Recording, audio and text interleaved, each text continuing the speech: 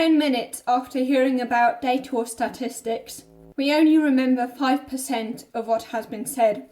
However, if those data and those statistics are wrapped up in story, then we remember 65% of that 10 minutes later. So if you want to make sure that what you say has a huger impact on your audience, then you want to become good at storytelling. So how can we tell interesting stories so that what we have to say becomes more memorable? In this video, I'm going to share 5 tips on how you can improve your storytelling skills. So the first tip would be about the structure.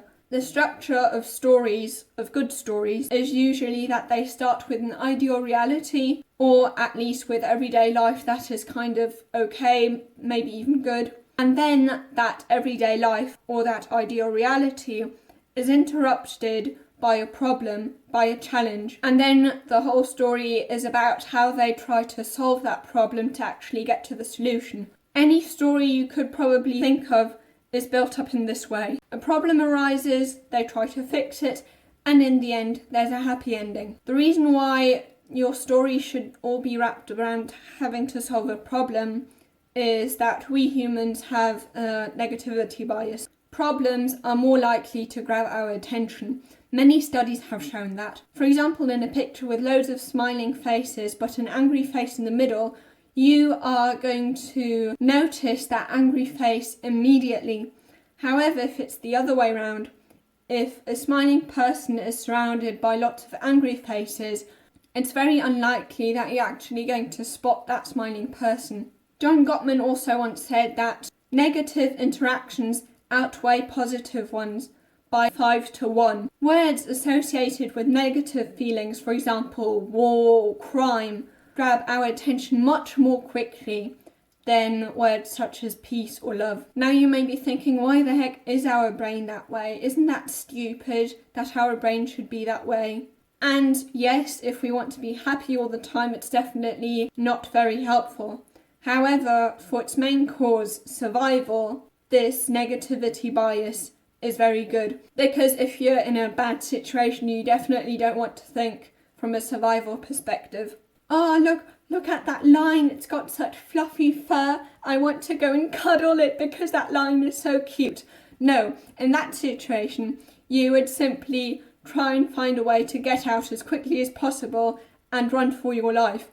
And it's good that way. And the second tip would be, if they would be happy throughout the story would be as boring as it could possibly be. Every single story ends with, and they lived happily ever after, because no one cares to know about what happened in those years where they were living happily ever after. There's basically nothing to say anymore, because it's just simply boring. I mean, imagine you opened a book and the first sentence you read would be, and they lived happily ever after. Of course you're not going to go on reading that book. It sounds pretty sadist, but unfortunately, at least when it comes to storytelling, we like to see people suffer a lot. Just kidding, of course we don't. It's not because we like seeing people suffer so much. If you want a good story, you also want to make sure that there are happy moments in between, because of course if it's sad all the time, you're just going to feel like, I can't watch this anymore, this is so depressing. So you want to make sure that they're not happy throughout the whole story, but you also don't want to make sure that they are sad throughout the whole story. Pixar storyteller Matthew Loon therefore says that because storytelling is all about taking your audience on an emotional roller coaster, on an emotional experience, you want to have many highs and lows of, oh yeah, everything is great, and then next problem arises, and then they have to fix that problem, and then everything's great again for a second, and then everything's bad again. Because that engages the audiences very much, because the reason why we like movies is because they make us feel a certain way. When it comes to stories, we don't want to simply feel happy. We want to experience all sorts of different emotions. We want to feel tension and also relief, and then tension again, and then relief again throughout the whole story until at some point the story ends with they lived happily ever after. If you want to become good at storytelling, say what they feel. Also embody how they feel with your body language and your tone. And then the third tip would be to make stories relatable. The reasons why we like stories is also because we can then, in most of the cases, we can actually relate to the characters. And series are so successful because we've got a lot of time to get to know each of the characters, and that's what makes them so interesting. Because then we can put ourselves in their shoes. And also because we human beings are pretty narcissistic in some ways. For example, that we like everything that somehow reminds us of ourselves. In fact, there's even a term for this called implicit egoism. A psychologist found that there are incredibly many people called Dennis or Denise who end up becoming dentists, and also many lawyers who are called Laura or Lawrence because the name of that job reminds them of themselves. And at this point you could say there are many people working in many different professions. Of course there are many lawyers called Lawrence or Laura, but there are probably also many other lawyers that are called different names. Yes, of course, but what this psychologist found that there were significantly many people who are called Laura and Lawrence compared to other names that worked as lawyers, or Dennis and Denises who worked as dentists.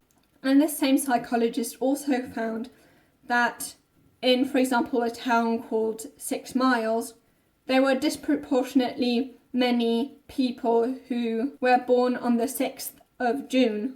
And in Twin Lakes, there were way more people than other towns who were born on the 2nd of February, and also with Three Forks on the 3rd of March. So if you want people to like the stories you tell, you want them to somehow be reminded of themselves to make them relatable. And then the fourth tip would be details.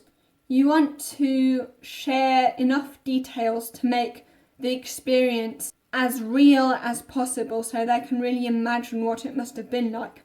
However, you don't want too many details because then it will become boring. A good rule of thumb is if it's not necessary to mention because it doesn't add the effect of making it any more realistic. If it's not necessary to mention, it's necessary to leave it out. And the fifth tip would be that the end is the most important part of the story because in general, not only when it comes to stories, we tend to remember the end the most. For example, they had participants put their hands in cold water, and then the first round they had to put their hands in cold water that was 10 degrees Celsius cold, and they had to do that for 60 seconds. Whereas in the second round, it was exactly the same, except for one little difference. It was 30 seconds longer, but in those 30 seconds, the temperature was 15 degrees Celsius warmer. So actually, logically speaking, the second round is actually more painful because it's just the same, except that later on there's more time added on, but then with less painful cold water. However, when the participants were asked after these 2 rounds which round they'd rather repeat, most of them went for the second one, the one that logically speaking is actually more painful. And the reason why is that these participants mostly remembered what happened at the end. They didn't remember that, okay, both were 60 seconds long, just one was 30 seconds longer and a little more warmer then. They basically just remembered that, oh, it was warmer, only because it was warmer at the end. And then also in another study, participants were split into 2 different groups. One had to evaluate the life of someone who had a great life for 60 years and then they suddenly died, for example, because of a car accident or so. However, in the second group, that person had exactly the same life for those 60 years, but in this scenario, instead of dying from a car accident or so on after 60 years, that person would go on living for 10 years and then die after 10 years.